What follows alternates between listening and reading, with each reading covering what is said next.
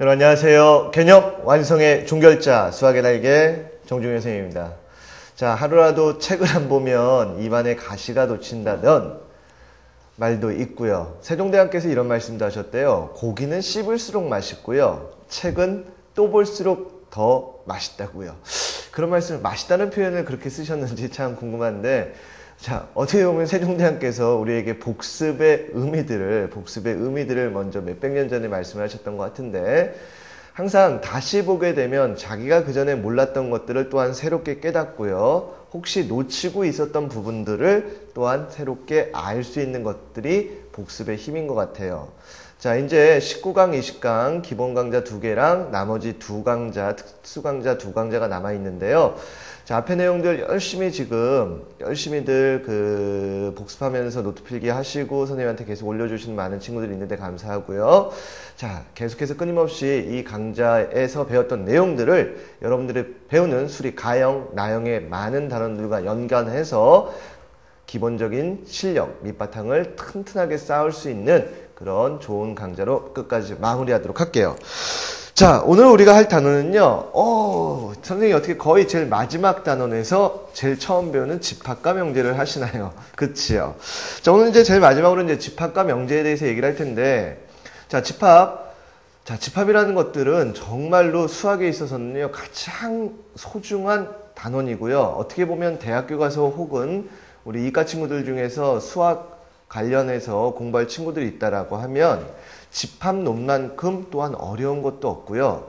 집합론이 제대로 성립이 된 것이 20세기 초반에 와서 러셀이라는 아주 위대한 수학자이자 철학자에 의해서 러셀의 역설, 자기 자신의 자기가 아닌 집합을 모든 집합이 원수로 갖는 어쩌고 러셀의 역설이라는 거요. 갑자기 말이 생각이 안 나네요. 자, 그런 거 생기면서 이렇게 집합이라는 것들이 본격적으로 탐구 영역에 이렇게 들어오면서 됐는데, 물론 우리는 이제 집합에 대해서 배우는 것들은 상당히 간단하고 기초적인 내용들만을 배워요.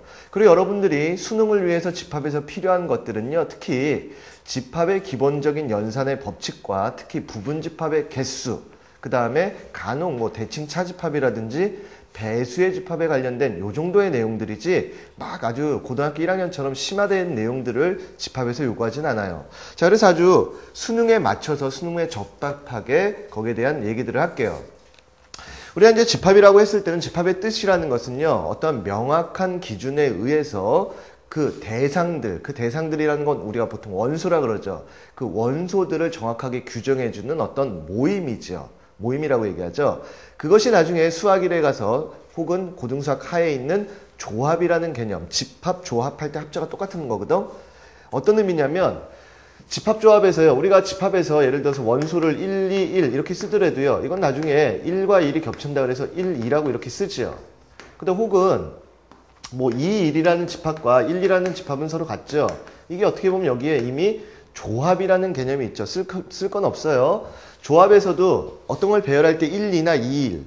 순열에서는 그것이 똑같겠지만 1, 2라는 집합으로 봤을 땐 이것은 조합에서는 뭐예요? 그냥 뽑기만 했을 때 1과 2는 순서 없이 똑같다. 이런 의미들이 이미 다 집합에 녹아져 있어요. 자, 아무튼 우리가 오늘 할 것은요, 원소가 집합에 속한다. 그 다음에 부분집합에 관련된 내용부터 간단하게 보도록 할게요. 자, 거기 선생님이 필수예제 1번에 오늘 문제를 가지고 조금 고등학교 1학년식으로 설명을 몇 가지를 할 텐데요. 자, 이런 얘기가 있어요. 필수예제 1번에 공집합이 있고요. 집합이 안에 이렇게, 자, 몇 개예요? 하나, 둘, 셋, 네 개의 원소가 들어가 있죠. 우리가 그래서 어떤 원소가 집합에 속한다 라고 했었을 때, 자, 엘리먼트라는 단어를 써서요, 이렇게 2로 표시해서 여기 집합기호를 쓰죠. 근데 어떤 집합이 집합에 포함된다, 속한다라고 얘기를 하죠. 그때는 컨테인이라는 단어를 해서 이렇게 하고요. 이것은 지금 뭐야? 부분집합의 표시죠. 근데 여기서 이제 주의를 할 것이, 예를 들어서 여기 1이라는 걸 보자. 자, 1은 원소로서 원소로서 집합 A에 포함이 되죠. 그쵸? 또한 1을 부분집합을 만들어서 A에, 자, 이건 속한다고요. 포함된다. 옛날에 어떤 친구가 선생님이 속한다라는 표현과 포함된다는 표현을 되게 막 섞어서 쓴다고요. 막 뭐라고 글을 올렸던 친구가 기억이 나는데요. 그 말 듣고 나서 선생님도 조금 용어를 정확히 하려고요. 우리 원소는 이제 속한다, 속하지 않는다. 그 다음에 부분집합은 포함된다, 포함되지 않는다. 이렇게 얘기를 하죠. 그쵸? 근데 이때 여기 이 공집합 하나만 좀 주의를 하자. 자, 우리 일반적으로 집합 A에 이렇게 공집합이 없더라도, 자, 공집합은 우리가 이렇게 해서 정의를 하죠. 공집합은 모든 집합의 부분집합이다. 자, 모든 집합의 부분집합이다라고 이렇게 우리가 정의를 하죠. 그쵸? 자, 이 이야기 어떻게 보면 되게 힘든 얘기일 수도 있는데, 그래서 여기 공집합은 이 A라는 집합의 부분집합이다. 원래 이렇게 있는 게 맞아요. 근데 이 문제 같은 경우에는 공집합 자체가 이 집합 A의 하나의 원소로서 들어가죠. 원소로서 들어가죠. 그래서 원소로서 A에 포함된다. 그 다음에 또한 이 공집합을 다시 1처럼 부분집합을 만들었을 때 이것도 가능하죠. 그래서 이 문제에서는 이 노란 글씨 3개가 다 맞는 거죠. 원래 공집합은 모든 집합의 부분집합이므로 A에 이렇게 속하고요. 여기서는 이런 1과 같은 원소의 의미로서 원소로서 포함되고 그 다음에 여기요. 공집합에 다시 집합을 한 거로서 A에 포함된다. 이런 식으로 이 세 가지 표현이 다 같다는 거. 요거 하나만 이해를 하시면 특별하게 집합의 포함 관계에서 여러분 틀릴 얘기들은 없고요. 또한 이런 거에 대해서 시험에 나오진 않아요. 그쵸? 자, 마찬가지로 여기요. 요 놈 있죠. 1, 2라고 되어 있는 놈은 어떻게 되어 있니? 1, 2라는 이 마찬가지죠. 이 공집합이야. 집합 기호 자체로서 하나의 원소가 된 거죠. 그럼 이걸 다시 부분집합을 만들었을 땐 여기다 어떻게 해야 돼? 다시 집합 기호를 표현을 해서 포함된다는 이와 같은 표현이 맞겠죠. 야, 그래서 거기서 보시면요. 다음 중 옳은 것을 모두 골라라 그랬어요. 자, 1번 같은 경우에는 이 0에다가 부분집합 표시를 했었으니까 거기 어떻게 해야 되니? C자가 돼야 되죠. 자, 2번에 1, 2요. 1, 2는 지금처럼 이렇게 뭐예요? 원소의 표시로 되니까 2번 틀렸죠. 그 다음에 0과 2는요. 자, 0, 2, 0이라는 거. 0이 있고 여기 2가 있었으면 얘네 두 개를 가지고 부분집합을 만들 수 있지만 틀렸죠. 그래서 거기요. 1, 2라는 거. 1, 2가 원소로서 여기에 속한다. 맞고요. 그 다음에 5번에 보면 부분집합이 하나의 원소로서 A에 속한다 해서 4번과 5번이 우리가 맞다. 이렇게 얘기를 할 수 있죠. 그래서 원소와 집합이 어떤 집합에 속하고 포함되는 데에 대한 표현들 요거 하나만 우리 첫 번째 정확하게 얘기를 하시면 될 것 같고요. 자, 그 다음에 여기서 이제 중요한 것들이 두 번째 우리가 배워야 될 두 번째 내용들은요. 다음 같은 얘기죠. 자, 지금 이제 우리가 집합이 속한다, 포함된다. 원소와 집합의 포함 관계, 원소와 집합의 포함에 대해서 얘기를 했고요. 포함 관계에 대해서 이제 1번 얘기를 했고요. 자, 두 번째 여러분들한테 제일 중요한 것은 뭐예요? 바로 부분집합의 개수죠. 자, 부분집합의 개수에서 이건 뭐 반드시 시험에 나온다고 보셔야죠. 어떤 집합 A가 예를 들어서 지금 1과 2와 3이라는 이런 원소를 가지고 있다. 그랬을 때 얘의 부분집합의 개수를 구하라. 부분집합의 개수는 바로 우리가 2의 n제곱이라고 얘기하죠. 이때 n이라는 건 원소의 개수죠. 뭐라고? 원소의 개수요. 자, 근데 여기서 여러분들이 직접적으로 진짜로 1, 2, 3이라는 것을 가지고 부분집합을 만들었을 때 이렇게 생각하면 되죠. 속한다, 속하지 않는다. 선생님이 동그라미 X를 쳐볼게요. 1이 부분집합으로 여기에 있다, 없다를 만약에 이렇게 셋 다 안 속한다. 1, 2, 3이 여기에 A 안 속한다. 그럼 이게 바로 공집합이 되는 거고 얘만 속하게 되면 이것이 1이라는 이런 부분집합이 되는 거죠. 그 다음에 여기만 하게 되면 이것이 2라는 거. 이렇게 되면요. 3이라는 거. 이런 거 되는 거죠. 그 다음에 예를 들어서 여기 동그라미 치고 이렇게 됐다고 치면 1, 2로 이루어지는 거. 이렇게 되면요. 1, 3으로요. 그 다음에 이렇게 되면요. 여기 두 개가 치면 이렇게 되면 이거 뭐야?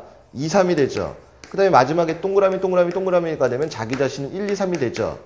이런 식으로 생기는 것이 하나, 둘, 셋, 넷, 다여, 일곱, 여덟인데 이 의미가 결국 자, 1이라는 원소가 부분집합에 속하냐 속하지 않느냐 라고 했을 때 얘가 가질 수 있는 가지수가 몇 가지예요?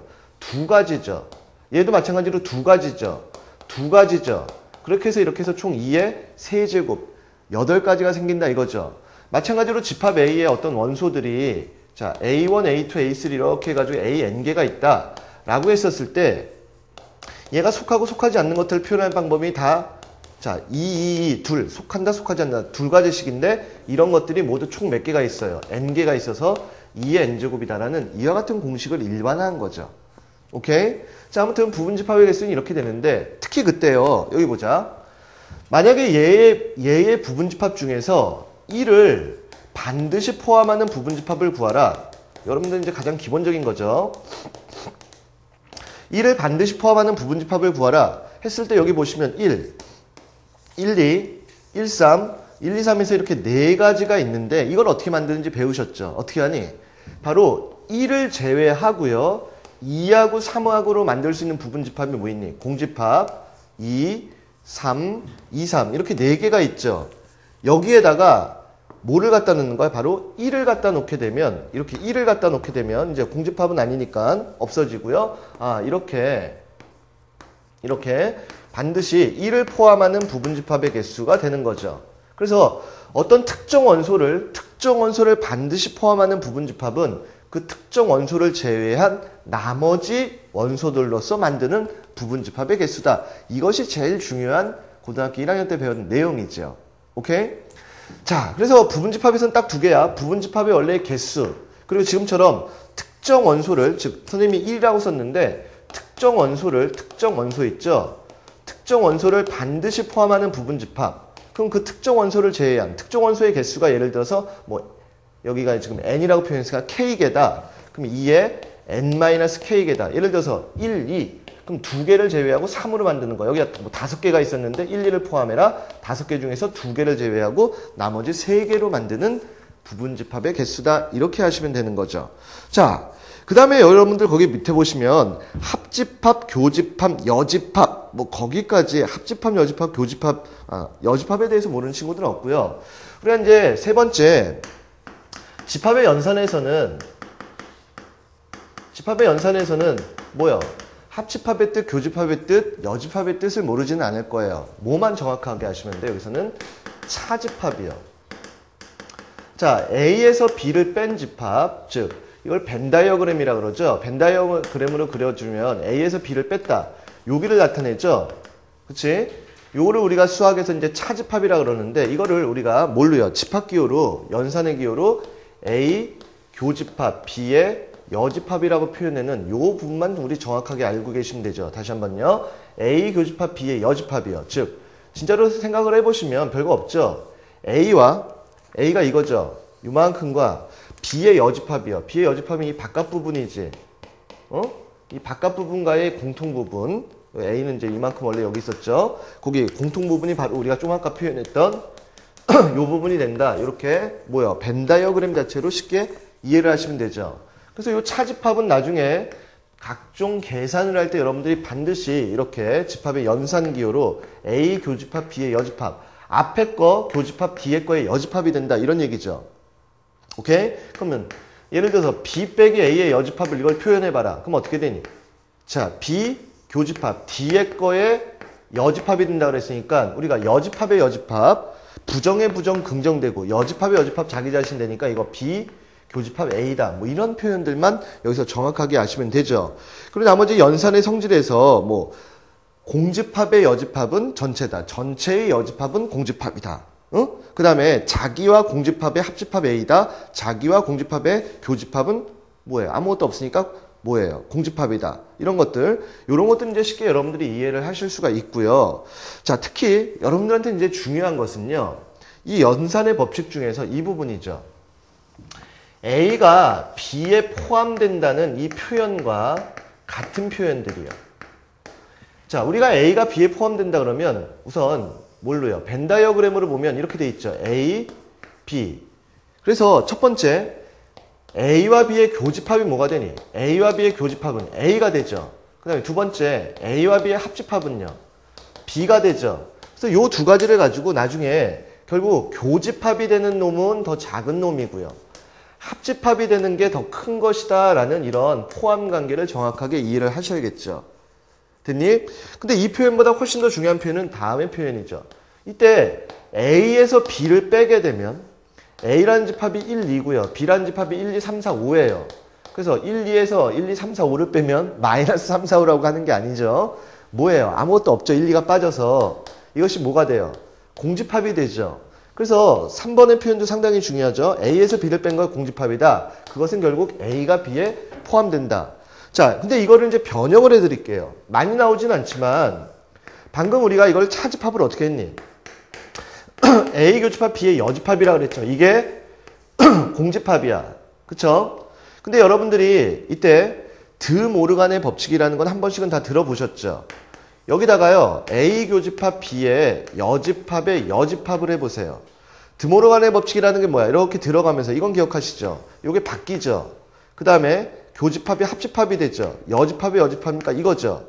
그 다음에 공집합의 여집합이야. 없는 것의 반대야. 전체가 되죠? 이럴 때 이제 대박을 쳐주는 거죠. A 여집합, 교집합, 합집합, B가 전체다 라고 했었을 때 이 표현이 뭔지를 모르는 친구들이 의외로 많지요. 이 표현은 바로 뭐다? A가 B에 포함된다는 표현과 동일한 표현이다. 그래서 요거는 나중에 혹시라도 나왔을 때 헷갈리지 않기를 좀 부탁을 드릴게요. 물론 많이 나오지는 않지만. 오케이? 자, 그래서 우리 이제 이 기본적인 문제에서는요. 기본적인 문제에서는 여러분들이 그런 것들은 좀 아셔야죠. 필수예제 2번 같은 거요. 자, 2번 잠깐 봐보세요. 자, 필수예제 2번이요. 선생님 완전 집합하시네요. 왜 그러냐면 자, 이 집합이 본격적으로 여러분에게 주어지는 것은요.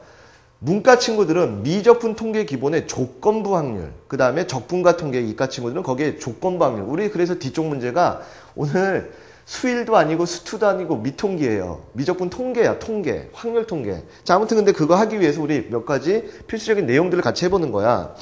자, 자, 이제 조금 속도를 내서 갈게요. B라는 집합이 4하고 5래요. 그랬을 때 다음을 만족하는, 자, 요 문제는요, 선생님이 이제 기초적인 문제로 뽑았는데 꼭 아셔야 되는 가장 기초적인 문제라고 뽑은 문제죠. 자, 다음의 조건을 만족하는 X라는 집합을 구하라 그랬어요. 이거 보세요. A하고 X라는 집합의 교집합이 X래요. 선생님 뭐라 그랬니? 교집합이 되는 게 더 작은 거죠. 그럼 아까 조막간 포함 관계에서 X는 A에 포함되는 거지. 그리고 A에서 B를 뺐어요. 야, A가 1, 2, 3, 4, 5에서 4, 5. 요거 두 개를 뺐죠. 그럼 요 A 차집합 B는요. 집합 1, 2, 3이 되죠.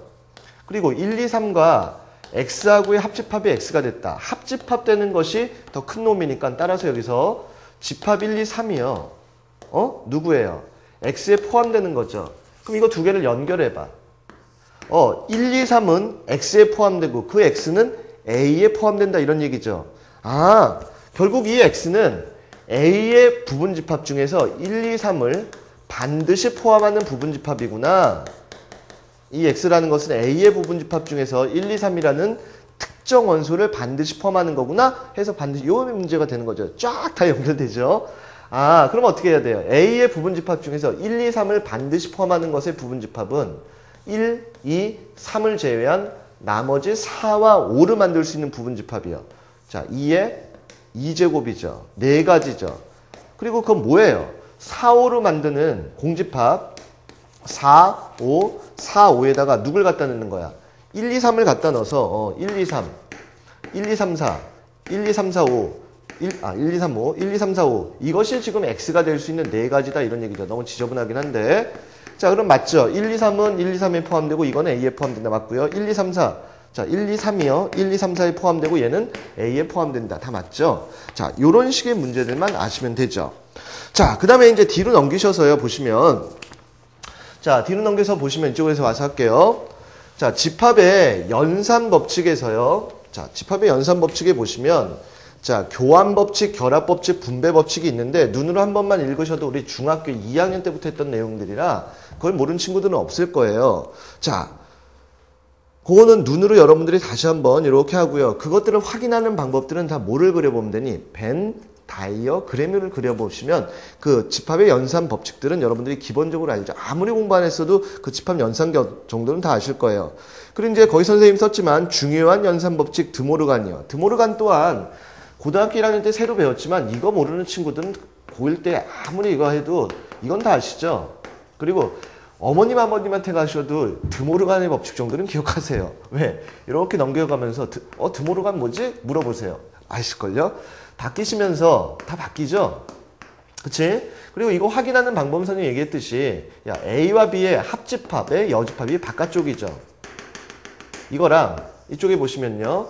자, A의 여집합이요. 이쪽 거. 아유, 그림 너무 지저분하다.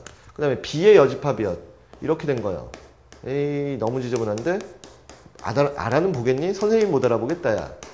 여러분들 직접 해보세요. 그래서 여기 가운데는 서로 겹치는 거 없죠? 겹치는 게 이 바깥쪽이죠? 교집합이니까. 이런 식으로 얼마든지 드모르간의 법칙은 여러분들이 확인 가능하다. 필기할 건 없어요. 그래서 여기서도 특별하게 필기하려고 하지는 마세요. 응? 그걸 뭐 다시 손으로 쓰실 필요도 없어. 그냥 머릿속에 넣으시면 되고요. 자, 그 다음에 우리 이제 원소의, 유한집합의 원소의 개수에서요. 자, 우리가 A와 B의 합집합의 개수, 이것 또한 뭐 중학교 때부터 여러분들이 다 한 거기 때문에 모르진 않는데, 선생님은 그 밑에 걸 설명하려고요. 자, 우리 합집합의 개수를 구하라 그러면, 이유가 이거죠. 이제 교집합을 빼는 게 A를 셌을 때랑 B의 원소의 개수를 셌을 때 이렇게 해서 이 가운데 부분이 두 번이 들어가니까 한 번, 여기 겹친 부분을 한 번 빼겠다는 것이 이제 집합에서 원소의 개수를 세는 방법이죠. 그럼 3개짜리요. 자, 3개짜리요. 요거에만 잠깐 강조를 할게요. 혹시라도. 자, 이렇게 되고 3개짜리에서는요. 보세요. 자, A와 B와 C라는 이와 같은 3개의 집합에서의 원소의 합집합의 개수요. 자, 선생님이 이렇게 할게요. 노란색으로 칠하고요. 그 다음에 B라는 것을 이렇게 뭐라 그러니 살구색으로 이렇게 칠하고요. 그 다음에 C를요. 여기서 흰색으로 칠해볼게요. 이렇게요. 자, 흰색으로 칠해보면 A, B, C를 이렇게 했을 때 여기 이 부분은 지금 2번이 겹치죠. 여기도 2번이 겹치고 여기가 2번이 겹치고 여기는 3번이 겹치죠. 그래서 여기서 빼야죠. 2번 겹친 여기를 빼. 그러면 A와 B의 교집합을 빼고요. 마찬가지로 여기 2번 겹친 이쪽을 빼면 B하고 C의 교집합을 빼고요. 그럼 여기가 지금 한 번이 됐고 여기가 2개 뺐으니까 아직 하나가 있죠. 마찬가지로 자, A와 C의 교집합을 빼죠. 그럼 여기도 하나 빠졌으니까 이제 1개가 됐어. 근데 여기가 어떻게 돼버리니? 여기에서 3번을 빠졌으니까 여기 가운데가 지금 뽕 비어버렸죠? 그래서 마지막에 더하기 A 교집합, B 교집합, C의 개수를 더하는 이와 같은 것들 여러분들 다 배우셨어요. 그쵸? 근데 이제 선생님이 강조하고자 하는 건 그것이 아니라 특히 만약에 혹시라도 이런 집합 3개짜리가 나오면 항상 습관을 들이는 것이 여기를 A, B, C라고 잡는 습관을 들이세요. 오케이? 자, 거기 이제 문제는 나오진 않았지만 이런 것들 있죠. 이런 얘기 해볼게요. 이런 얘기 해볼게. 자, 만약에 여기다가 그냥 그대로 해보자. 만약에 어느 마을에 가서 어떤 신문을 보는지를 조사했더니 A 신문, B 신문, C 신문을 보는 사람들이요. 뭐 20명, 30가구, 35가구래요. 오케이? 그 다음에 세 신문을 다 보는 집이 5가구래요. 응? 그리고 아무것도 안 보는 집이 몇 개 할까요? 뭐 6개 할까요? 안 보는 집이 6가구라고 해보세요. 자, 그렇다면 총 지금 여기 보세요. 여기 세 신문을 다 보는 집이 여기가 5집이죠. 5집이죠. 우리가 얘네들의 합집합의 개수를 구하는데 요 바깥에 아무것도 안 보는 데가 여기가 몇 개요? 6개죠. 그쵸? 그리고 여기가 A가 20, 이거 총 개수야. 30, 35죠. 오케이? 자, 저걸 안 썼군요. 총 가구수요. 자, 이 마을의 총 가구수는 예를 들어서 뭐 45가구래요. 응? 야, 그렇다면 이제 A 신문 또는 B 신문 또는 C 신문을 보는 총 가구수는요. 여기가 6가구가 안 보니까요. 39가구가 총 가구수죠. 신문은 A 또는 B 또는 저거요. 그래서 A 신문 보는데 20집. 아까 그 공식 밑에다 쓰는 거야. B 신문 여기요. C 신문 이렇게 보죠. 그랬을 때 나중에 문제가 뭐가 나오냐면 두 신문을 보는 집을 구하라. 두 신문을 보는 가구수를 구하라 이랬을 때 여기 집합으로 이렇게 표시하라는 거죠. 여기를 뺄 때요. A 더하기 5요. 그 다음에 저기를 B 더하기 5요. 그 다음에 여기 뺄 때 C. 자, 이쪽 밑으로 쓸까요? C 더하기 5요. 여기 교집합이요. 그리고 가운데 여기 더하기 5. 이렇게 되면 여기서 마이너스 A, 마이너스 B, 마이너스 C가 생기면서 넘어가서 A 더하기 B 더하기 C의 값이 얼마다? 라는 이와 같은 답을 구할 때 여기를 이렇게 A, B, C로 놓는 이런 기초적인 습관을 좀 들여라. 이런 얘기는 좀 해드리려고요. 오케이? 자, 그 다음에 기본적인 개념에서 여러분들이 수능에 관련해서 꼭 알아야 되는 기본 개념 하나는요. 자, 뭐가 하나가 있냐면 바로 대칭 차집합이요. 거기 제일 마지막에 보면 대칭 차집합이라는 것이 있죠. 자, 요거는 이제 기본 수능을 위한 기본 개념을 꼭 기억하고 계셔야죠. 그 중간에 배수의 집합이라는 개념들도 있는데 배수의 집합이라는 개념 자체는 나중에 약배수 관계랑 그냥 생각하면 되기 때문에 그렇게 어렵게 여러분들한테 느껴지진 않을 거예요.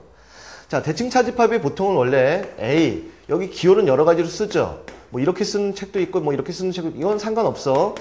보통 이제 책에 A 빼기 B 합집합, B 빼기 A라고 이렇게 원래 정의가 되죠. 그럼 이제 벤 다이어그램으로 보시면요. 자, A에서 B를 뺀 것은 여기고요. B에서 A를 뺀 건 여기죠. 이걸 합쳐놓은 거야. 근데 선생님이 이걸 반드시 이렇게 하라 그러죠.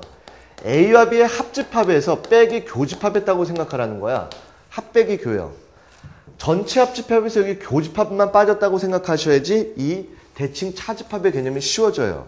그래서 그 문제 일부러 필수예제 5번을 선생님이 풀게요.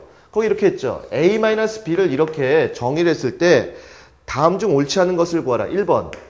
자, A 얘랑 B 삼각형 A랑 똑같냐? 야, A와 B 합집합에서 A와 B의 교집합을 뺀 거랑 B와 A 합집합에서 B와 A의 교집합을 뺀 건 당연히 똑같을 거예요. 자, 두 번째. 자, A 여집합, B 여집합 이거랑 똑같네요. 자, 우선 A 삼각형 B는 얘를 나타내죠. 그럼 이것도 어떻게 하냐? 이렇게 하라는 거죠. A의 여집합과 잘 들어. A의 여집합과 여기죠. 자, 이건 그림 예쁘게 그릴게요. 아까 너무 지저분하게 그려서. 자, A의 여집합이 이거 흰색으로 이렇게 표시가 됐고요. 그 다음에 B의 여집합이요. B의 여집합이 여기죠. 노란색 바깥 부분이요. 여러분들 같이 해보세요. 자, 그래서 흰색과 노란색의 합집합이면 여기 전체죠. 여기 전체죠. 이 합집합에서 얘네들의 교집합이요. 교집합이 어디니? 이 바깥 부분만 되죠. 바깥 부분. 이 바깥 부분 교집합을 빼보세요. 여기 빼보세요. 이렇게 되죠. 어디만 남니? 이 안쪽만 남아서 얘랑 그림이 좀 그림 웃기지만 그림이 얘랑 똑같죠. 그래서 2번도 뭐예요? 참이죠. 그다음에 3번에 A 삼각형 이거예요. 그러면 A와 B의 합집합 A죠. A와 B의 공집합 아니 A와 공집합의 교집합 공집합이죠. 그럼 여기서 이걸 뺀 거야. 합집합에서 교집합 빼봐. 아무것도 공집합은 없는 거니까 빠지더라도 A다. 답이니까 3번도 어때요? 맞죠? 자, 4번에 보세요. A와 전체 집합과의 대칭 차집합을 구하래. 그러면 A와 전체 집합과의 합집합은 이거죠. 여기서 A를 뺐대요. 교집합인. 뭐 되니? 전체에서 A를 빼면. 전체에서 요 A를 빼면 이 바깥 부분만 남죠. A 여집합이 돼야 되죠. 근데 거기 뭐라고 나왔어? 공집합. 틀렸네요. 이런 식이요. 오케이? 자, 그 다음에 필수예제 6번도 선생님이 얘기는 할게요. 왜냐면 이거 나중에 아주 기초적인 개념인데 이 문제도 한 번도 안 풀어보고 고등학교 3학년까지 올라왔다가 이것이 문제 중간에 활용되는 경우들이 있죠. 야, 봐라. 50명의 학생 중에서 수학을 좋아하는 학생이 33명, 영어를 좋아하는 학생이 26명인데 수학과 영어를 모두 좋아하는 학생을 X명이라 할 때 X의 최대값과 최소값의 차이를 구하라? 응? 야, 전체가 50명인데 여기가 33명이 됐고요. 여기가 26명이 됐대요. 얘네들을 합쳐봐봐. 벌써 몇 명이니? 59명이니? 그렇다면 최소한 여기 가운데 9명이 있어야 9명 빼면 여기 24명이고 여기가 17명 이렇게 해서 요거 이렇게 쪼르륵 더해가지고요. 이게 50명이 되는 거죠. 그래서 최소한 9명은 겹쳐야죠. 그래서 모두 좋아하는 학생 수의 최소 값은 9명이죠. 여기까지는 아마 할 거야. 최대는요. 이거 되게 쉬운 건데. 최대는 두 개의 명수 중에서 더 작은 놈이에요. 왜? 이렇게 될 수 있잖아. 33명 중에서 26명이 이 안쪽으로 들어가 있고 바깥쪽에 17명 이렇게 해서 50명이 될 수도 있는 거 아니니? 바깥쪽에 17명에서 이렇게. 그래서 최대값은 두 개 중에서 더 작은 쪽의 원소, 집합의 원소의 개수죠. 이런 것들도 아주 기초적으로 여러분들이 아셔야 돼요. 오케이? 그래서 집합은 이 정도 내용만 아시면 되는데, 자, 오늘 이제 도입이 되게 길었어요. 결국 뒤쪽에 우리가 할 내용들이, 자, 뒤쪽에 할 내용들이요. 뭐냐면 이제, 자, 잠깐만요. 지워놓고 이제 얘기를 하기 시작할게요. 선생님이 고민을 했어요. 집합에서, 집합 문제들이 중간중간 이렇게 섞여 있는데, 대부분은 집합에 그냥 조건제시법이나 원소나열법을 써서 문제들에서 이렇게 살짝살짝 푸는 거지, 집합 가지고 자체에서 여러분들한테 그 여러 단어에서 나오는 단어들은 없어요. 그럼 가장 직접적으로 집합을 여러분들이 활용해야 되는 단원이 딱 하나가 있어요. 그것이 뭐냐면 저 뒤에 확률 단원에 가서 조건부 확률이라는 곳이 있어요. 자, 이거를 어떻게 풀어내야 될까 되게 고민했어요. 왜냐면 확률을 전혀 배우지 않은 친구들도 있고, 근데 문제는 이걸로 나오는데 설명은 해줘야 되고, 그래서 간단하게 조건부 확률의 뜻과, 자, 요 부분만이라도 우선 알아놓으세요. 이렇게 끊어서라도. 그럼 나중에 이제 확률을 배우시면서 그 중간 과정에서 배울 때, 아, 하고 또 이해를 하시면 돼요. 조건부 확률이라는 것은, 자, A라는 사건이 일어났을 때, 자, 이거 맞니? 났을 때, 자, B 사건이 일어날 확률, B 사건이 일어날 확률이라는 이런 뜻이에요. 자, 물론 이제 확률 통계를 조금 배운 친구들은 선생님 나 알아요 라고 할 수 있는 친구들 있고요. 자, 근데 이것을 기호를 우리가 어떻게 쓰냐면 B 짝대기 A예요. 그리고 선생님 분명히 읽는 법 알려드리겠지만 이걸 뭐라고 읽냐면 기분이라고 읽어요. B, 자, P 확률이야. probability P, B 기분 A요. 그리고 이 약속이요. 이거의 정의가 PA분의 P A 교집합 B다. 이렇게 약속을 해요. 선생님 무슨 뜻이에요? 그래서 선생님이 이거를 이렇게 얘기를 할게요. 선생님이 조건부 확률을 나중에 한 4가지, 5가지로 하는데 오늘 아주 기본적인 얘기들을 할게요. 표. 조건부 확률은 표로 이해해라. 예를 들어서 선생님이 많이 드는 얘가 이런 거예요. 많이 드는 얘가 이런 것들이야. 예를 들어서 요즘 여러분들 스마트폰들 많이 쓰시는데요. 스마트폰하고 일반 폰하고요. 있고요. 자, 어느 학교에 여학생들이 있고 남학생들이 있대요. 어느 학급에. 그래서 조사를 해봤대. 와, 그랬더니 여학생들 중에서 스마트폰 애가 50명, 30명. 남자애들은 40명, 아직 좀 더뎌가지고요. 이게 이제 이쪽이 뭐 60명이 됐대요. 그래서 이쪽에 80명이고요. 이쪽에 이제 100명이고요. 이쪽에 90명이고, 자, 이쪽에도 90명이죠. 아유, 이 숫자 좀 바꾸자. 70으로요. 자, 70, 110, 100이요. 나중에 이제 숫자 때문에 그래. 100이요. 그래서 총 190명이죠. 만약에 우리 이런 걸 할 수 있죠. 만약에 확률, 혹은 집합의 개수예요. 확률. 자, 여자이면서 스마트폰을 쓰는 학생이 확률을 구하라. 그럼 총 우리의 가짓수가, 총 명수가 190명 중에서 여자이면서 스마트폰을 쓰는 것이 이렇게 190명의 50이다. 이런 건 누구든지 알 수 있죠. 근데 이제 이거야. 이 학급의 어떤 학생을 조사를 했더니 그 학생이 여자라는 가정하에 여자였어요. 여자였을 때 그 학생이 스마트폰을 쓸 확률을 구하라. 이렇게 나왔다고 쳐봐. 아예 처음 배운다고 생각하고 알려드리는 거예요. 여자였을 때 걔가 스마트폰을 쓸 확률을 구하라. 이것을 수학적인 기호를 어떻게 표시하냐. P. 여자라는 가정하에 걔가 스마트폰이다. 이렇게 표시한다고요. 그럼 이거 아까 정의해서요. P A분의 A 교집합 B였죠. P 여자이면서 동시에 스마트폰이죠. 자, 이것은 이제 보세요. 이제 여기서 이제 조건부 확률이라는 의미가 나오는데 P 여자요. 여자의 확률이 전체 190명 중에서 여자가 몇 명이니? 80명이요. 그 다음에 스마트폰, 여자이면서 스마트폰이 190명 중에서 50명이죠. 이것을 계산하면 80분의 50이 되죠. 150 이렇게 지워지고요. 자, 원래 이걸 선생님이 지금 거꾸로 설명했어요. 이렇게 가고 여기다 190 붙여서 이렇게 고치는 걸로 설명해야 되는데, 이해하기 쉽게, 선생님이 모르는 것이 아니라 이해하기 쉽게 거꾸로 이렇게 설명을 하고 있어. 원래 조건부 확률은 여기서부터 가서 이렇게 해서 이렇게 유도해 줘야 되는데요. 지금 니네들이 처음 배우는 친구들도 있기 때문에 이렇게 의미를 알려드리려고요. 그래서 요 두 개의 차이를 볼게요. 여자이면서 스마트폰은 전체 190명 중에서 얘가 차지하는 비율이죠. 근데 이게 여자라는 가정하에 스마트폰이라는 거는 여자가 총 몇 명이 있니? 80명 중에서 얘의 비율이다 이런 뜻이에요. 이것을 집합기호로 보면 예를 들어서 여기 여자가 있고 여기 스마트폰이 있다고 치면 이게 전체 집합 U야. 이 교집합의 의미는 전체 집합 중에서 여기가 차지하는 비율이야. 근데 이 조건방률이라는 건 바로 여자 중에서 여자를 전체 집합을 했었을 때 그 중에서 요만큼의 비율이다. 이것이 바로 조건방률의 뜻이에요. 그래서 이것만 한 번만 이해하시면 이런 거 그냥 해요. 봐봐. P. 그러면 스마트폰이라는 가정하에 여자요. 해보자. 스마트폰이라는 가정, 스마트폰이 이만큼이죠. 90명 중에서 50명이다. 90분의 50이다. 끝.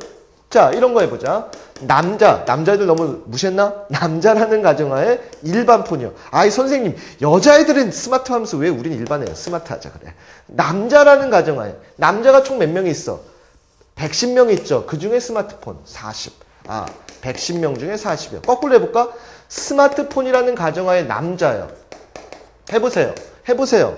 스마트폰 90명 중에 남자요. 90분의 40. 이것이 바로 조건부 확률의 뜻이에요. 오케이? 그래서 조건부 확률은 기본적으로 이와 같은 표만 이해하시면 얼마나 쉽게 이해할 수 있는지 몰라. 그래서 이 조건부 확률과 더불어서 여러분들이 나중에 이제 집합기호를 거의 그대로 이루어진 것들이 이제 이런 내용들인데, 자, 그럼 한번 거기 봐보도록 할게요. 자, 문제를 보면서 직접적으로 집합기호들을 어떤 식으로 시험 문제들에서 나왔는지 이렇게 보도록 할게요. 선생님 몇 문제 올랐는데 빨리 해보자. 자, 1번부터 볼게요. 자, 거기 이제 잠깐 오타가 났는데요. 여기가 여집합이다. 자, 여기 새로운 제너가 하나가 나오네. 배반 사건이요. 자, 이거 별표 치시고요. 사건이 있는데 A와 B가 서로 배반 사건이래요. 이것이 바로 뭐냐면 여러분들이 이제 집합기호에서 이런 것들이 직접적으로 연결되는 거죠. 배반 사건이라는 것은 A와 B라는 사건이라는 이것의 교집합이 공집합일 때 우리는 배반 사건이라고 그래요. 자, 우리 사건이라는 것은 어떠한 시행의 결과죠. 예를 들어서 주사위를 던졌어. 주사위를 던지게 되면 1, 2, 3, 4, 5, 6이라는 눈이 나오죠. 그때 예를 들어서 A라는 사건은 1과 2의 눈이 나오는 사건이야. 자, B라는 사건은 5, 6의 눈이 나오는 사건이래요. 그랬을 때 얘랑은요. 서로 뭐니? 교집합이 없죠. 이랬을 때 얘네들을 우리가 바로 배반 사건이라고 한다. 자, 이런 단어들 배우려고 지금 선생님이랑 같이 하는 거야. 그래서 실질적으로 이런 집합기호들을 여러분들이 실질적으로 보는 단원이 지금 같은 이런 확률 단원이다 이런 얘기예요. 그럼 보세요. 이런 것들을 다 어떻게 확인하냐? 그냥 벤 다이어그램으로 하라는 거. 식으로 하지 마세요. 야, 봐라. 자, A 그 다음에 B의 여집합이 동시에 일어날 확률이라는 거야. 확률이라는 것이 5분의 1이고요. A가 일어나지 않고 B가 동시에 일어날 확률이 4분의 1일 때 A 또는 B가 일어날 확률을 구하라 이랬죠. 그림 그리라는 얘기죠. 이게 뭐야? A 교집합 B의 여집합이요. 우리 방금 배웠던 차집합이죠. 어디를 얘기하니? 이쪽이죠. 여기가 5분의 1이래요. 그 다음에 A 여집합 B의 교집합. 여기가 뭐래요? 4분의 1이래죠. 근데 이렇게 되면 그림을 만약에 이렇게 그리게 되면 선생님 못 구하잖아요. 뭘 빼뜨렸어? 그쵸? 그럼 그림이 이렇게 돼 있는 것이 아니라 A와 B의 교집합이 공집합이니까 결국 얘네들이 이렇게 떨어져 있었구나. 이거죠. 떨어져 있었을 때 A에서 빼기 B 집합하면 결국 이쪽이니까 여기가 그냥 5분의 1. 여기가 얼마? 4분의 1이었다. 그럼 얘네들 합집합은요. 5분의 1 더하기 4분의 1. 끝. 됐죠? 계산하시면 되고요. 자, 두 번째 문제 볼게요. 자, 두 번째 문제 보시면 마찬가지야. 자, 요거요. 자, 요 얘기를 되게 강조드리고 싶어가지고 오늘 이 얘기를 강조드리고 싶어서 이 문제를 같이 하자고 한 건데, 여러분들이 나중에 확률 단원에서 반드시 제일 중요한 것이 독립이라는 거, 요 두 가지요. 우리 방금 배반 사건이라는 것을 보셨어요. 배반 사건이라는 건 A와 B의 교집합이 공집합이 될 때 우리가 배반 사건이래요. 그럼 선생님, 독립 사건이라는 건 뭔데요? 독립 사건이라는 건 뭔데요? 자, 방금과 같은 얘기야. 아까 우리가 조건부 확률에서 잘 들어보세요. A가 일어났을 때 B가 일어나는 확률, A라는 사건이 일어났을 때 B가 일어나는 확률을 우리가 이렇게 표시한다 그랬죠. 그치? P, A분의 P, A 교집합 B요. 자, 오늘 이걸 배워가면 여러분들 하나 득템하시는 거예요. 그럼 이때 요 A 교집합 B요. 이건 이렇게 곱해져서 따라서 P, A 교집합 B라는 것이 PA 곱하기 P, B 기분 A라고 이렇게 정의되는데 이 식을 쓸 일은 거의 없어요. 근데 이제 잘 들어. 여기는 이제 정리해. 특히 A와 B가 서로 독립사건이면요. 독립사건이라는 뜻은 뭐냐면 서로 영향을 안 미친다는 거야. 예를 들어서 주사위를 던져요. 주사위의 눈이 지금 던진 게 6이 나왔어. 6이 나오는 게 두 번째 주사위의 눈이 뭐 3이라든지 2가 나오든지 1이 나오는데 영향이 있니 없니? 없지요. 그런 것들을 우리가 수학적으로 이제 독립이라고 하는데 A와 B가 독립이면요. 잘 들어보세요. P. 자, 작년에 이거 이 얘기했다가 선생님 인터넷에서 얘기했다가 선생님 애들한테 욕 뒤지게 먹었는데요. 아우 더러워 그러네. 선생님 그때 이런 얘기 했어요. 아 근데 오늘은 그 얘기를 하면 안 돼요. 왜냐면 지금 일본에 지진이 나가지고 작년에 내가 뭐라 그랬냐면 이 A라는 게 선생님이 설사할 확률이라고 그랬어. 그리고 일본이 침몰할 확률이라고 이렇게 했는데 지금 막 일본이 막 지금 지진을 겪고 있는데 그렇게 얘기하면은 그건 진짜 나쁜 거죠. 그 마음적으로 그런 거 하면 안 돼. 이상한 무슨 벌 받는 거다 이런 얘기하는 거 아니에요. 그런 건 진짜로. 자, 그래서 오늘은 그런 얘기하면 안 돼요. 자, 이게 선생님이 설사할 확률이고요. 이게 예를 들어서 예를 들어서 뭐 내일 지구에 핵전쟁이 일어날 확률이라고 해보자. 그럼 이게 무슨 뜻이야? 선생님이 설사를 했다는 가정하에 내일 지구에 핵전쟁이 일어날 확률이고요. 이거는요. 선생님이 설사를 하지 않았다는 가정하에 내일 핵전쟁이 일어나는 거죠. 근데 생각해봐. 너무 유치하지만 내가 설사를 하든 설사를 하지 않든요. 내일 지구에 핵전쟁이 일어날 확률은 변해 안 변해? 안 변해. 선생님이 설사하는 사건은 내일 지구에 핵전쟁이 일어난 사건에 아무 영향이 없단 말이에요. 내가 작년에 설사를 너무 많이 해서 일본에 지진 난 거 아니다 얘들아 진짜로. 자 아무튼요. 이게 그냥 B가 된다고요. 그쵸? 그래서 두 사건이 서로 독립이야. 영향이 없어. 글쎄 바로 요 부분이 P, B다. 이것을 여러분들이 나중에 꼭 기억해달라고 선생님이 이 집합단원에서 이렇게 하고 있는 거예요. A 교집합 B가 나중에 사건 가서요. 이렇게 서로 독립이다. 영향이 없으면 두 개를 곱한 게 이렇게 된다. 하다못해 이런 거야. 이거 아주 쉬운 예를 들어드릴게요. 자, A의 명중률이 70%야. 그 다음에 B가 뭔가를 싸서 관역에 써서 명중할 확률이 80%야. 그랬을 때 A 또는 B가 명중할 확률을 구하라 그랬대요. 그러면 A 또는 B가 명중할 확률을 구하라 그랬을 때 이것이 그러면 우리가 합집합이니까 이거 똑같죠? PA 더하기 PB. 응? 여기서 P, A 교집합 B를 이렇게 뺄 거예요. 확률에서도 똑같단 말이야. A 또는 B가 일어날 확률이 A와 B가 일어날 뭐예요? 합집합의 개수 구하는 거랑 똑같아. 그러면 A가 명중하는 게 70%. 예를 들어 0.7이라고 해봐. 얘가 0.8이야. 이걸 어떻게 할 거냐고요? 교집합을요. 교집합을 어떻게 해요? 여기 교집합 안 났죠, 선생님? 이렇게 서로 퍼센테이지가 나오거나 주사위, 그래서 이걸 얘기할게요. 독립사건이 되는 것들이 주사위를 던지거나 동전을 던지는 것은 앞사건에 영향을 안 미치죠. 지금처럼 이렇게 퍼센테이지 나오는 것들도 뭐예요? 얘가 명중하는 것에 전혀 영향을 안 미친다고 수학적으로는 보는 거예요. 그런 경우에 여기를 어떻게 하냐? 얘네들이 곱한 값 0.7 곱하기 0.8로 계산하는 이러한 부분들에 있어서 이런 기초 과정들이 여러분들에 들어온다는 거죠. 집합이. 제일 소중하게 쓰이는 부분이 바로 여기다. 오케이? 그래서 오늘 딱 두 가지만 기억하시면 돼요. 뭐요? 조건부 확률이라는 것의 기본적인 뜻. 아까 누가 일어났을 때 누가 일어날 확률 그거 하나. 그 다음에 배반 사건이라는 것은 서로의 교집합이 없는 것이다. 그 다음에 특히 독립사건이라는 말이 수학적으로 주어지면 수학 문제에 주어지면 제발 이거 하나만 기억해라.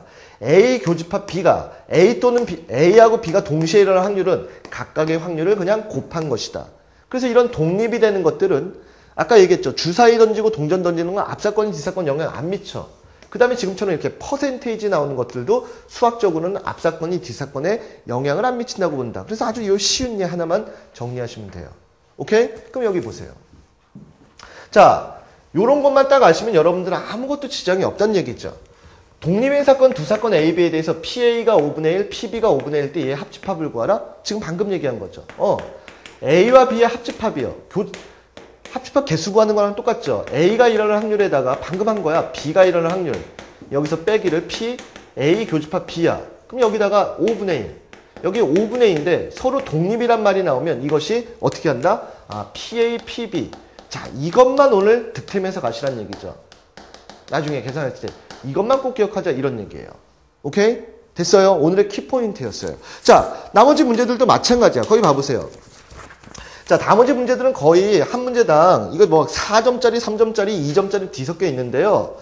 거의 초스피드로 여러분들이 이 기호뜻만 아시면 다 풀 수 있는 문제. 이런 집합이 연결된다. 한번 거기 볼게요. 3번 잠깐 볼게요. 자, 3번 보시면 A와 B의 교집합의 확률이 20분의 3이야. 그 다음에 이것이 5분의 1 때 얘를 구하라. 그럼 좀 아까 배웠던 집합 이거 조건부 확률 요것만 여러분들이 이해를 하시면 되죠. B가 일어났다는 가정하에 A가 일어날 확률 이걸 어떻게 정의한다고? PB분의 B 교집합 A요. 근데 A 교집합 B랑 똑같은 거죠. 이거는요. 우리 원래 정의가 A분의 A 교집합 B요. 이렇게 돼 있는 거죠. 그래서 여기 A 교집합 B 여기에는 20분의 3이라는 게 들어오면 되고요. 나머지만 계산하면 되네. 근데 이거 결국 너무 쉬운 게요. 요 집합기호로 표시만 해서 A 교집합 B로 이거 묶어보세요. 요 두 개 묶어보면 너무 쉽죠. PB분의 1 빼기 PA분의 1 이렇게 된 거죠. 그쵸? PB분의 1, PA분의 1. 자, 문제 제대로 지금 정리된 거 맞니? 맞죠? 자, 근데 여기 있네요. 그쵸? 야, PA 교집합 B는 여기 20분의 3이고요. 곱하기 PB분의 1 이거는요. 이쪽으로 넘어가고 이쪽으로 넘어가게 되면요. 이게 지금 넘어가서 PB 빼기 PB 마이너스 PA분의 1에서 넘어가서 마이너스 5분의 2. 자, 이거 지금 문제가 조금 잠깐만요. 확인 좀 해야 될 것 같은데요. 그래, 맞군요. 자, 50분의 3이라는 답. 자, 몇 번에? 1번에 있는 답 맞겠군요. 자, 됐죠? 자, 그 다음에 4번 하나 더 볼게요. 자, 이거 나중에 그래서 선생님이 지금, 선생님 나 우리 확률도 모르는데 지금 뭔가 하고 있는 것 같은데 우리가 지금 알고 있는 건가요? 의문이 드시죠? 더 이상도 없고 더 이하도 없어요. 여러분들 이미 다 알고 계시는 거예요. 나중에 확률 가서 이렇게 쉽게 배울 수 있구나. 자, 이거 보세요. A가 일어날 확률, B가 일어날 확률, C가 일어날 확률이 2분의 1, 3분의 1, 10분의 1 주어졌고요. 이것만 아시면 되죠. A, B가 서로 독립이다. 이 표현만 정확히 이해하시면 됩니다. 가장 핵심 포인트를 얘기 드렸어요. 독립이라는 표현이 들어오면 A와 B의 교집합을 PA, PB라고 구한다. 그래서 쟤네들이 곱해서 A 교집합 B가 2분의 1 곱하기 3분의 1에서 이것이 6분의 1이다. 그리고요. 두 사건 A 합집합 B와 C는 서로 배반이다. 그 얘기는 뭐야? A하고 B가 이렇게 있고요. C는 이렇게 지 혼자 뚝 해서 떨어져 있었다는 얘기죠. 배반이라는 건 아까 뭐라 했어요? 교집합이 없다라 그랬어요. 알겠니? 다 했네요. 그래서 A 합집합, B 합집합, C에 결국은 우리가 여기 N 하면은요. 집합의 개수 구하는 거랑 똑같죠. 근데 이거 결과적으로 얘 떨어져 있으니까 얘 12분의 1이고요. 그럼 여기서 이것만 하면 되죠. 결국 여기서 구하는 것은 A 합집합, 결국 어렵게도 하지 마시고요. 여기서 A 합집합 이거랑 그냥 더하기 P, C 이것만 더해주면 되는 거죠. 여기 전체는. 근데 얘 A 합집합 B의 확률은요. A의 확률 2분의 1, B의 확률 3분의 1에서 얘의 교집합을 뺐는데 교집합이 얼마야? 6분의 1이요. 그래서 앞에 거 계산했고요. C요. 얘 12분의 1 이렇게 계산하면 된다. 선생님 우리 확률도 잘 모르는데 되게 쉽네요. 그쵸? 자, 그 다음에 이제 더 쉬운 문제들은 뒤에 거요. 이것이 이제 조건부 확률의 문제들을 선생님이 나중에 거기 뒷문제들 5, 6, 7, 8이요. 자, 1초, 2초 내로 푸는 것들을 좀 잠깐 볼래요? 자, 다음 문제 보세요. 조건부 확률은 나중에 선생님이 아까 얘기했듯이 표를 그려라 그랬는데요. 이거 봐라. 이런 문제들 3점짜리든 뭐든. 어느 학교의 수학 영역들을 결정하기 위해서 A반, B반이 28명, 22명이 대상으로 경주설 25명이네요. 여기 오타네요. 자, 원래 25명이에요. 자, 25명, 22명의 학생을 대상으로 경주설 학생 중 반드시 한 곳을 선택하도록 설문조사를 했다. 그랬더니, 자, 확인하면서 할게요. 10명, 15명. 그 다음에 12명, 10명이 조사되었다. 자, A, B 학급 중 임의로 뽑힌 학생이 설악산을 선택한 학생일 때 걔가 B반의 확률을 구하라. 이게 이제 조건부 확률로 설악산을 선택했을 때 걔가 B반일 확률을 구하라 이렇게 했는데 뒤에 풀이는 원래 교육청에서 나온 풀이에요. 그렇게 하지 마세요. 어떻게? 표 그려라. 이 얘기를 오늘 강조드리고 싶은 거야. 야, 여기는 남자하고 여학생밖에 없죠. 그리고 경주와 설악산밖에 없죠. 이렇게 표를 그리세요. 해보세요. 자, 남자가 총, 잠깐만요. A반, B반. 자, 선생님, 잠깐만요. 맞죠? 맞죠? 지금 선생님이. A반이, 학교에서 수학년 A반, B반, 남자, 여자가 아니라 A, B반이라 그랬구나. 선생님 왜 그랬지? A반, B반이요? 선생님 무슨 생각을 한 거니? 그치? 자, 그래서 진짜 미안해요. 여기 25명, 여기 22명이요. 오늘 선생님 좀 이상하다. 그쵸? 자, A반의 경주가요. A반의 경주가 10명에 설악산이 15명. 그 다음에 여기가 12명에 10명이죠. 여기가 22명이고 25명이죠. 이렇게 하라는 거죠. 설악산 중에서 B요. 설악산이라는 가정하에 B요. 25분의 10. 이런 식으로 해결하는 능력을 길러놔라. 이것이 결국 집합기호랑 별반 다름없다. 자, 그럼 다음 문제도 볼게요. 자, 전체 산악회의 이 다음 문제 남성, 여성 이 생각을 하고 있었나 보다 벌써. 자, 전체 산악회 회원 중 60%가 남성이래요. 자, 이 산악회의 50%가 기혼이고 남자의 여사의 40%가 기혼이다. 회원 중에서 한 명을 뽑았을 때 기혼이었을 때 이 회원이 여성일 확률을 구하라? 그럼 여기는 이렇게죠. 표를 그리는데 남성과 여성이 있죠. 자, 여기는 미혼과 기혼이 있는 거죠. 그럼 생각해봐. 전체 회원의 60%가 60%, 그럼 60명이라고 해봐. 100명 있다고 치고요. 남성이야. 그러면 여자는 40명 있겠죠. 근데 남성의 50%예요. 60명 중에 50%야. 절반이죠. 절반이니까 몇 명이야? 30명이 각각 미혼, 기혼이죠. 자, 그 다음에 여성의 40%요. 야, 40명 중에 40%면은 얼마니? 16명이죠. 얘가 기혼이래요. 그럼 이쪽에 몇 명이야? 24명이 되겠죠. 그래서 여기가 54, 여기가 46이죠. 맞아? 그래서 기혼일 때 여성일 확률. 기혼이라는 가정하에 걔가 여성일 확률을 구하라. 그럼 기혼이 이만큼이죠. 얼마? 46분의 16. 이런 식으로 해결할 수 있죠. 자, 마지막 문제도 마찬가지예요. 자, 문제는 되게 어려웠어. 평가원 3점인데 이거 지금 자 볼게요. 자, 쫙쫙쫙 하면요. 그냥 눈으로 풀 수 있다는 거야. 조건 방률은 1000명의 학생 중 임의로 선택한 학생이 B형이었다. 그 학생이 RH 플러스의 남학생일 확률을 구하라. 즉 이것도 조건 방률. 그 학생이 B형이라는 가정하에 RH 플러스의 남학생일 확률을 구하라. 이런 얘기죠. 그럼 B형을 보세요. 표가 지금 그림이 쭉 해서 B형 볼게요. B형. 이렇게 밑으로 있었으면 참 좋은데 B형이 여기 있죠. 총 B형의 학생들이요. 80 이거랑 더하면 얘랑 더해보세요. 이렇게 하면 10이죠. 90이고 240명이죠. 총 B형의 학생들이 240명이야. B형 중에서 RH 플러스의 남학생일 확률 150 끝. 이렇게 해결해라. 오케이? 자, 이렇게 되면은 우리가 집합이 나중에 확률 단원에서 쓰이는 가장 중요한 조건부 확률이라는 한 단원까지도 여러분들이 배우셨어요. 오케이? 자, 그 다음에 이제 마지막 우리가 이제 다룰 마지막 내용은요. 명제 내용 중인데. 자, 우리가 명제에서는요. 딴 거 없죠. 자, 명제 단원에서는 딱 하나만 하시면 되죠. 뭐예요? 명제의 역이대우와 두 가지죠. 역이대우와 필요 충분 조건이에요. 자, 우리가 명제라는 것은 참과 거짓을 구별할 수 있는 문장들을 우리가 명제라고 하는데 그때 우리가 조건 명제라서 P면 Q라는 이와 같은 명제예요. 자, 예를 들어서 P라는 명제가 X는 뭐 2의 약수다. 자, Q라는 명제가 X는 4의 약수다. 이렇게 했을 때 몇 가지 용어들을 좀 배우자. 이때 이 X는 4의 약수라는 이것을 원래는 정확하게 이제 조건이라 그러죠. 조건이요. 자, 이 조건을 참이 되게 하는 X들이 있죠. 여기는 1, 2, 4죠. 자, 이 조건을 참이 되게 하는 참이 되게 하는 이 원소가 있죠. X는 2의 약수다. 누구니? 1, 2죠. 3은 2의 약수다. 이거는 거짓이 되게 하죠.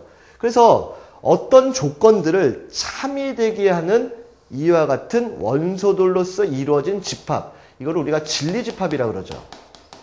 용어 정리하는 거야. 자, 근데 지금처럼 보면 이때 P2면 이걸 P2면 Q이다라고 우리가 읽지요. 근데 이 P면 Q이다라는 이와 같은 명제가 참이 되게 하려면 지금처럼 야 2의 약수이면 4의 약수다. 이건 참이죠. 이게 참이 되게 하려면 결국 얘의 진리집합이 얘의 진리집합에 이렇게 포함됐을 때 우리는 그 명제는 참이라고 얘기죠. 근데 거꾸로 Q이면 P냐 4의 약수이면 2의 약수냐 이건 거짓이죠. 누구 때문에? 이거 4 때문에요. 4는 2의 약수가 안 되죠. 그래서 그것이 어떤 명제가 거짓임을 나타내게 하는 이런 예들을 우린 나중에 또 뭐라고 불러요? 발예라고 부르죠. 오케이? 근데 이때 여러분들이 제일 중요한 것들은 명제의 역이 되우죠. 우리가 P면 Q이다라는 명제의 역은 자리를 바꿔서 Q이면 P이다. 그 다음에 2는요. 자리는 그대로인데 부호를 바꾼 걸 2라 그러죠. 그 다음에 대우명제라는 것은요. 자리도 바꾸면서 부호도 바꾼 걸 대우명제라고 하는데 여기서 딱 하나만 아시면 되죠. 서로 대우명제 사이에는 참거짓이 똑같다. 다시 한번 대우명제 사이에는 참거짓이 똑같죠. 만약에 우리가 지금 P면 Q이다가 참일 때 보통 이렇게 화살표를 두 개 해서 이와 같이 표시하죠. P면 Q이다 이렇게 표현을 하죠. 그쵸? 자, 그래서 이때 명제 P면 Q이다가 참일 때 그거의 대우인 not Q이면 not P이다가 참인 이유가 있죠. 자, 방금 봤듯이 얘가 참일 때 얘가 참인 이유는 뭐냐면요. P면 Q이다가 참이 되려면 뭐 한다 그랬어요? 얘의 진리집합이 얘의 진리집합에 포함이 된다 그랬죠. 그럼 아까 집합이랑 연관해 보세요. P의 P가 Q에 이렇게 포함이 돼요. 그때 우리는 뭘 할 수 있냐면 Q의 여집합은 P의 여집합에 포함이 되죠. 생각해 보세요. P의 여집합은 여기 바깥이고요. Q의 여집합은 이쪽 바깥이에요. 그쵸? 이게 포함되죠. 그러면 얘이면 얘다. 얘가 여기에 포함되면 이때 우리가 뭐라고 할 수 있어? 이것이 바로 not P이면 not Q이면 not P이다. 이와 같이 표현할 수가 있는 거죠. 오케이? 그래서 요것만 정확하게 아시면 돼요. 대우 사이에는 마찬가지로 얘랑 얘랑도 서로 대우 관계죠. 대우 관계죠. 이런 대우 관계의 참거짓은 동일하다. 요거 하나만 정확하게 명제에서는 아시면 되고요. 그리고 마지막으로 명제의 필요 충분 조건이요. 자, 선생님이 중간에 한번 얘기했어요. 필요 충분 조건 어렵게 생각하지 말라. 딱 하나만 기억하라. 사람인 것은 동물이 되기 위한 충분 조건이다. 이거 하나만 이해하시면 필요 충분 조건 끝이라 그랬어요. 자, 뭐냐면 P는 자, 우리는 보통 이렇게 하죠. P는 Q이기 위한 Q가 되기 위한 자, 요거는 잘 아셔야 돼요. 그래서 여기서 사람은 동물이 되기 위한 충분 조건이다. 이것만 이해하시면 되는데 이때의 두 가지로 생각하는 습관만 들으시면 된다 그랬어요. 사람과 동물의 포함 관계를 보면 분명히 사람이 동물 안에 포함되죠. 그래서 작은 것이면 큰 것이다 얘기하면 충분 조건이야. 또한 이때 화살표 관계예요. 사람이면 동물이라는 말이 되죠. 근데 동물이면 사람이라는 말이 안 되죠. 그래서 이런 화살표 가는 건 떼고 오는 건 안 되면 이거는 충분 조건이야. 그리고 맞죠?